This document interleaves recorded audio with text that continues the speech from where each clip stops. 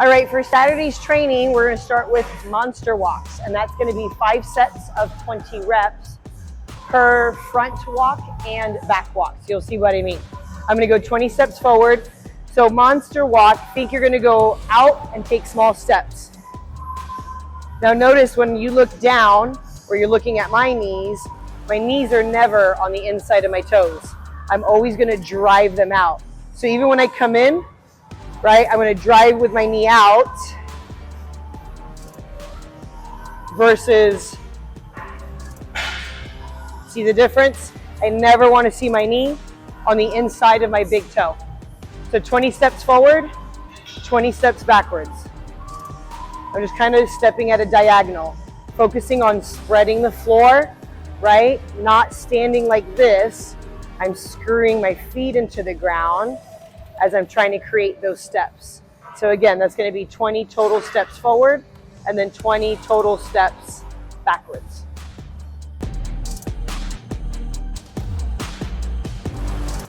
Our next movement we're gonna be going over is our negative box step down, and that's gonna be 5 sets of 5 reps per leg. And we're gonna do about a 4-second negative on the way down, okay? So we're driving up, 1, 2, 3, 4. All right, some sort of pace like that. I know the lower we go, the harder it's gonna be to maintain that pace. So let's just try to do the best we can. Driving up, 2, 3, 4, something right around there. So that's gonna be 5 reps per leg with a 4-second descent.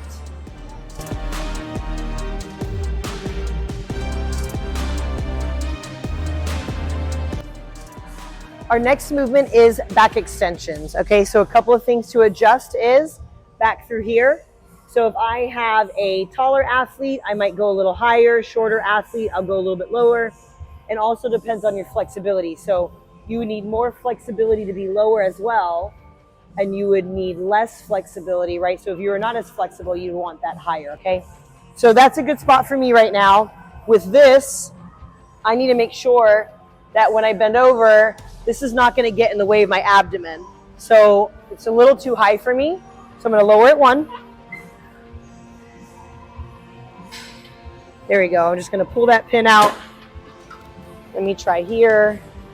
This still works for me, but I could go a little bit higher if I needed to, but I have plenty of space to come down because I only want to hinge from the hip. I don't want that up in my stomach and then I have to hinge from my spine through here. All right, so I'm gonna be locked in with my feet back here. My thighs are gonna be against the pad. As I hinge over, I need to make sure that my spine is nice and straight. So I'm not gonna curl through my spine. I'm not going to, or arch my back more to come over.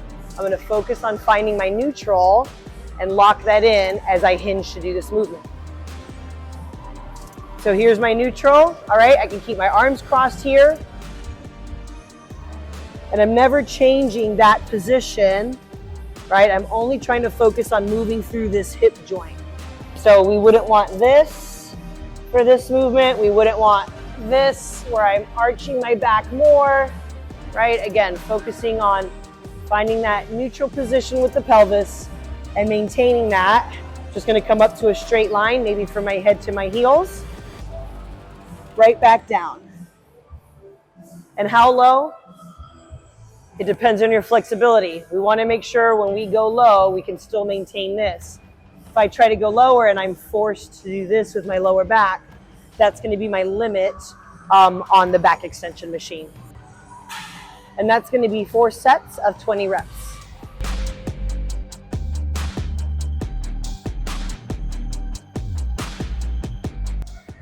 Our next movement you're gonna go into after the back extensions is gonna be scap squeezes and plank.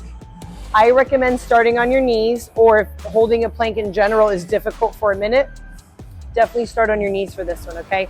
Because what happens is, here, I'll show you. All right, so this is a good rep, right? I'm finding my core, and I'm gonna squeeze my shoulder blades together. And I'm gonna push them apart. So squeeze them together, push them apart, okay? What a lot of people do with the hips, and when they're in a plank, they start moving the hips more because you're longer from your elbows to your feet. So the belly kind of pops up and down. So I recommend knees, so you can focus on only moving this. We're trying to get your shoulder blades moving around your rib cage as much as we can for this movement, okay? That's also gonna be 4 sets of 20. Another thing I want you to focus on is look at my upper traps. Again, I'm not in here, okay? Using my lower traps to keep that down as I'm focusing on squeezing my shoulder blade. So I don't want it to look like that. I'm not sinking into that more, okay? Keeping my shoulder blades down. My core is tight. If I'm on my feet, it would look like this. I'm moving up and down as a whole. Again, try not to think I'm doing it by just moving my body up and down.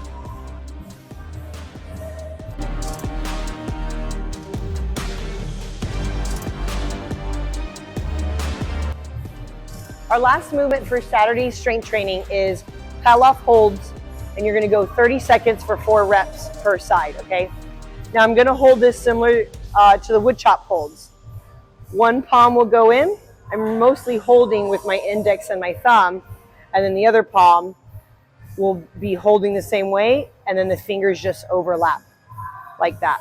All right, so we don't want the pinkies outside or something like this. It's not gonna feel good, and you're not gonna be able to get a good grip.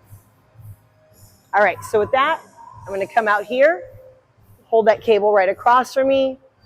Again, I'm focusing on my glutes are tight, my core is tight, my shoulders are back and down, and I'm standing as tall as I can, keeping my core solid and the hands right in front of my chest.